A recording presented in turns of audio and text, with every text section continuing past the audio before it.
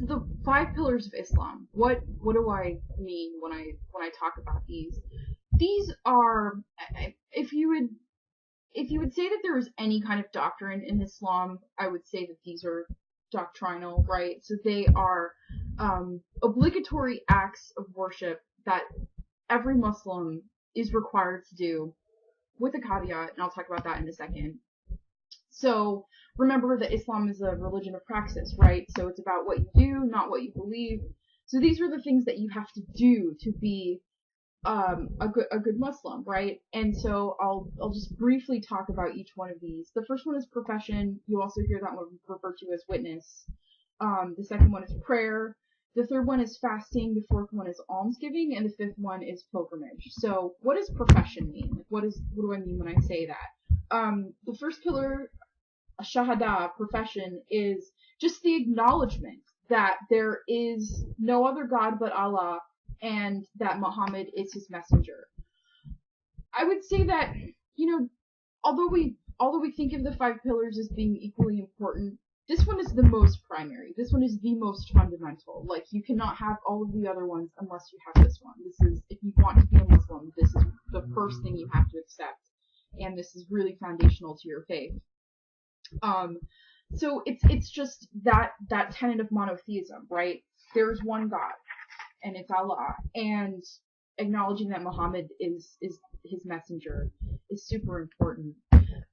Prayer, also super important. So Salah, all Muslims pray 5 times a day, facing in the direction of Mecca. That is, there's nothing, you can't compromise on that one, basically. So as long as you are able, that means if you're not in a coma, right, you are praying 5 times a day in the direction of Mecca. Sawm is the third pillar, and that's fasting. So if you've ever heard about Ramadan, and if you have Muslim friends, you'll know that it's hard to go out to dinner with them during Ramadan because they're not allowed to eat from dawn until dusk during the holy month of Ramadan. The month of Ramadan shifts, right? So it's not the same time every year. It's not like Christmas that's on December 25th of every single year. Now here's the thing. Fasting is only required if you are able. So children are not required to fast. Old people, right, who may be sick and may need to eat, they're not required to fast. And if you're sick, right, and you need to eat, you're not actually required to fast. So the third, fourth, and fifth pillars are, I wouldn't say they're optional, but it's definitely it goes back to that accessibility that I was talking about, right? So if you are able, you need to do this, but you're not going to go to hell if you don't do it, right? Zakāt is the fourth pillar, and that's almsgiving. And any Muslim who is financially able is obligated to donate alms to the poor, to give to charity, basically. And again, this is if you are able. So it's not like the Quran says, if you are poor, you have to give money to people who are poorer than you. But it applies to those who are financially able. And the fifth one is what we call the Hajj, or the pilgrimage. And this refers to the pilgrimage that every able-bodied Muslim must take in his lifetime to Mecca, to the Holy Land. If you are financially able and if you are physically able, right? So if you are, if you're poor your entire life and you can't get to Mecca, it's not like you're going to be damned forever. Also, if you are, if you have a disability that prevents you from traveling really far, that's not going to jeopardize your chances of being saved or going to the good place in the afterlife. So remember that the first two are required of all Muslims, and the final three, fasting and almsgiving and the Hajj, are required of those who are physically and financially able.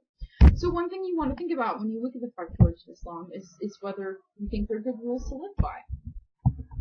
I've outlined a couple of passages that you might think about when you are writing a response paper or writing in your blogs.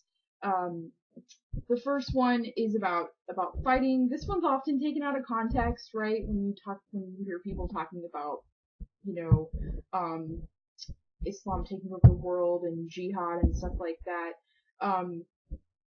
And one thing that you'll learn when you watch this video is that there's a really specific context for this passage from the Quran. So when you try to interpret a quote like this, think about the origin of Islam and think about sort of the context that Muhammad is living in.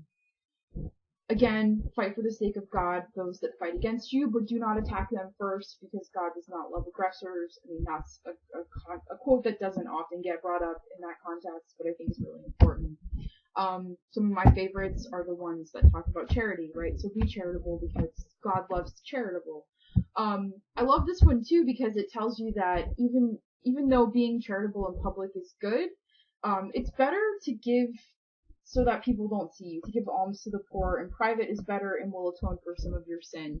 Remember, it's not about showing off, right? So it's not about like, oh, look at all this money that I'm giving to poor people and people are going to see me and think that I'm a really good person. God knows if you're giving money. And my friend, my Muslim friend says that the way that he's always had this explained to him is that you should give with one hand so the other hand doesn't know what you're doing. And, right, so another passage, those that give their wealth to the cause of God and don't follow their almsgiving with taunts and insults shall be rewarded by their Lord. They should have nothing to fear or regret.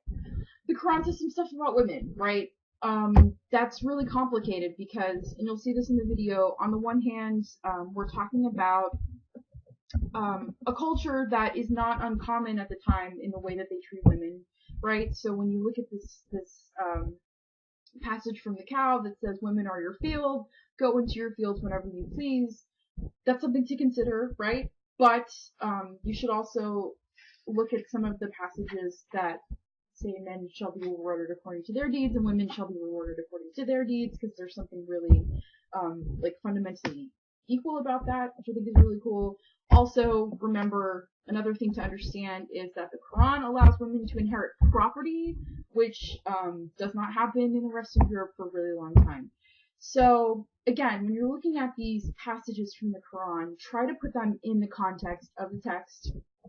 After you watch the video, which is called Islam, Empire of Faith, and it's really good, I think it'll probably answer a lot of questions you have about the context. That video explains this stuff way better than I ever could, so that's your next step. So go watch that, and